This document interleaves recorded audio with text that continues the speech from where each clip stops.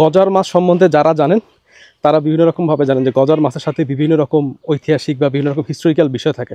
হযরত শাহজালাল রহমতুল্লাহের মাজার সিলেটে, ওইখানেও গজার মাছ থাকে। তো এই বাড়ির একজন লোক ছিলেন, ওইখানে প্রতি বছর যাওয়া আসা করতেন। তো ওনার যখন অনেক বয়স হয়ে যায় তখন উনি বলেন যে আমি তো আর বয়স হয়ে গেছে, প্রতি বছর সিলেট আসতে পারবো না, আমাকে দুটো গজার মাছ দেন, আমি এলাকায় নিয়ে পুষ্কুনিতে ছাড়বো।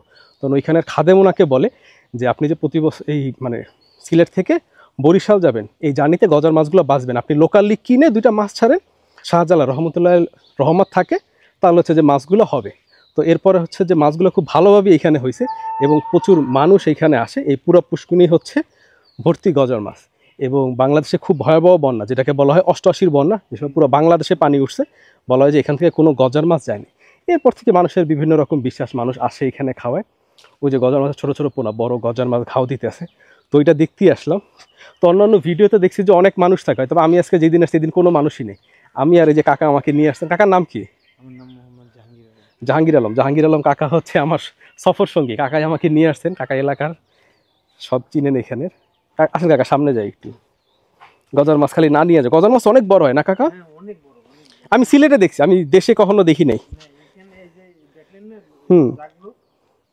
ওই যে ওই যে ওই যে ওই যে ওই যে গজার মাছ, ইয়া আল্লাহ, বিশাল। ওই যে গেল গিয়া, বিশাল সাইজের গজার মাছ। আর পানি দেখে মনে দিচ্ছে লোভ লাগতেছে গোসল করি, গরমের শেষ, এতটা পরিমাণ গরম। এখানে খুব সুন্দর করে পুকুর বাঁধাই করা। ওই যে গজার মাছ, ইয়া আল্লাহ, ওইটা ঘাও দিতেছে কাকা। মানে গজার মাছ সম্বন্ধে আপনারা যারা ওই পাশে মেয়েরা গোসল করতেছে, আমরা ওইদিকে ক্যামেরা নিয়ে না যাই।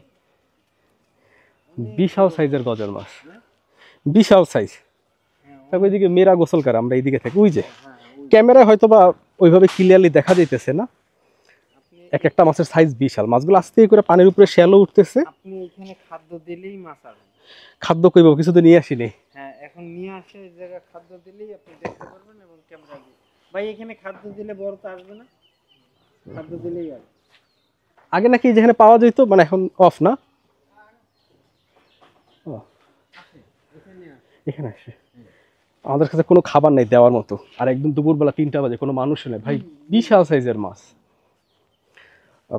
পুষ্কর ক্যামেরায় অত ভালো আসে না জুম করলে। ওই যে মনে হালকা দেখা যাইতেছে, হ্যাঁ দেখা যায়। মানে এটা যদি আপনারা দেখতে পারেন জুমে, ওই যে দেখা যাইতেছে মাছের বডি দেখা যাইতেছে হালকা কালো, ওইটাই মাছ। হ্যাঁ, এইটাই গজার মাছ, ওই যে দেখা যাইতেছে বিশাল মাছ। কাকা ওরা কি কি ধরনের খাবার খায় মোটা মেনলি? ওরা ওদেরকে ওই যে মালিক কি খাবার দেয় সেটা মালিক বলতে পারবে, আমি তো বলতে পারি না। এমনিতে কি খায়? এমনিতে কি ধরনের খাবার খায় ওদেরকে দিলে? এমনি শুকনা ফিট খাবার দিলে খায়। আর একটা চিপস নিয়ে এলে হইতো সাথে করে, দিলেও হয়তো। আবার আপনার মন থেকে যেটা দিবেন ওরা সেটাই খাবে। থাক, আজকে আর পাইলাম না, অন্য সময় ফ্যামিলি নিয়ে আবার কখনো ট্যুর দিলে চিপস নিয়ে আসতে হবে। আচ্ছা, আপনি দেখবেন নিয়ে আসবো একটা চিপস গিয়ে। থাক, কষ্টের দরকার নেই। না, যখন আসছেন তখন একটা ছবি করে নিয়ে যান, আমি একটা চিপস নিয়ে আসি। না, আপনি দেন, রুটি যদি পাইছি আপনি মারেন তো দেখি কেমন আসে। তো ফাইনালি আমরা একটা রুটির ব্যবস্থা করছি। বিসমিল্লাহির রহিম। সম্ভবত এখানের একজন আমাদেরকে বললো যে ওরা বাচ্চা দিছে, এই জন্য। একটু ভিতরে মারেন, এত কাছে মানে আসবে না। ওরা সব মাঝখানে বাচ্চা দিছে, তো সব মাঝখানে।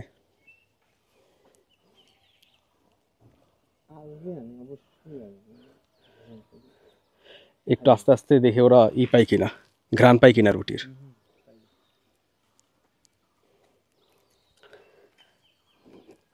ওই যে খুব কাছে একটা মাছ ঘাও দিছে, মানে মাছ যদি রুটির ঘ্রাণ পেয়ে আসে আমরা দেখতে পারি খুব কাছ থেকে।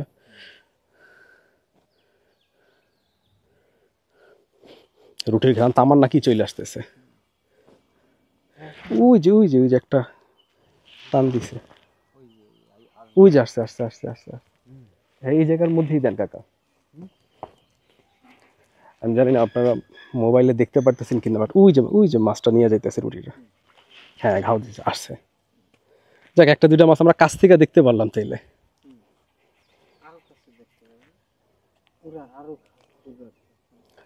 অবশ্য বাড়ির পাশে তো ওরা তো খাবার পায়, হয়তো বা এখন ভিজিটর কম। বাট আমি আসলে লাস্ট যার ভিডিও দেখছিলাম, যিনি এখানের ভিডিও করছিলেন, ওই দিন অনেক মানুষ ছিল। তো আমি ভাবছিলাম, এক্সপেক্ট করছিলাম অনেক মানুষ হবে, এরকম মানুষ নেই। ওই যে আরেকটা রুটি নিয়ে যাইতেছে টান দিয়ে, ওই যে আরেকটা নিয়ে যাইতেছে, ওই যে ওই যে ওই যে ওই যে। তো রুটি আনা ব্যর্থ হয় না কাকা, খাইতেছে মাশাল্লাহ, মাশাল্লাহ খাইতেছে, ওই যে ওই যে ওই যে ওই যে, আরে গাও দিয়ে সব খাইতেছে। আরো আছে। এমনি কি গজার মাছ কি মানুষ খায় কাকা? না। গজার মাছ খায় না তো মানুষ, এটা তো জানি। এই মাছটা খাইতে পারবে না, অন্য গজাল খাইতে পারবে না এইটা না, মানে অন্য গজাল খায়, বাট এটারে তো আর খায় না মানুষ। না, বাট এটা খাইতে বাট আমি কখনো গজাল মাছ খাইনি, বরিশালে আমাদের ফ্যামিলিতে আমরা কোনো শুনিনি গজাল মাছ খায়। না, যেটা মাজারে থাকে ওইটা তো আর খাওয়া না, বাট এমনি নদীতে পাওয়া যায় বা ওইটা খায়, ওইটা। আমি কখনো খাইনি আর কি। ওই যে বিশাল আসতেছে, দেখ আমাদের রুটি যে খাইছে আমরা সফল, ওই যে খাইতেছে রুটি। এটার মধ্যে মানুষ গোসল করলেও মাছে কিছু বলবে না। না মাছে কিছু, আমার যে দেখে মন চাইতেছিল গোসল করি, গরমে ভিজা শেষ, টপ টপ হয়ে গেছে। করবেন? না জামা কাপড় আনি নাই তো, আর গোসল কেমনে করতাম। ও ও মাশাল্লাহ, সেই ঘাও দিছে, বড় মাছ ছিল।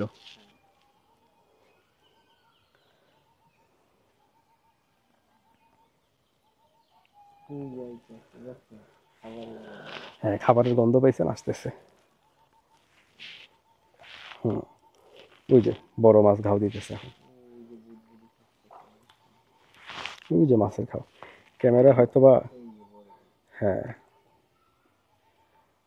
বাচ্চা দিচ্ছে তো, এই জন্য একটু পারে কম আসে, বাচ্চাদের নিয়ে ভিতরে থাকে ওরা। তো এই হচ্ছে বরিশালের ঐতিহাসিক হযরত শাহজালাল রহমতুল্লাহের আশীর্বাদপ্রাপ্ত গজার মাছ, যেটা মানুষের মুখে মুখে আসলে প্রচলিত। তো আপনারা যারা আসতে চান তারা হচ্ছে এখানে আসতে পারেন। এই জায়গাটার নাম কি বলে কাকা? এটার নাম ধানডোবা। ধানডোবা। ধানডোবা আসলে এখানে মানুষকে জিজ্ঞাসা করলি, মানে গৌরনদী থেকে একটু সামনে এখানে আসলেই ধানডোবা, এখানে আসলে কারো জিজ্ঞাসা করলেই হইলো যে গজার মাছ কোন দিকে আছে, এই বাড়ির সাথে সাথে সবাই দেখায় দিবে।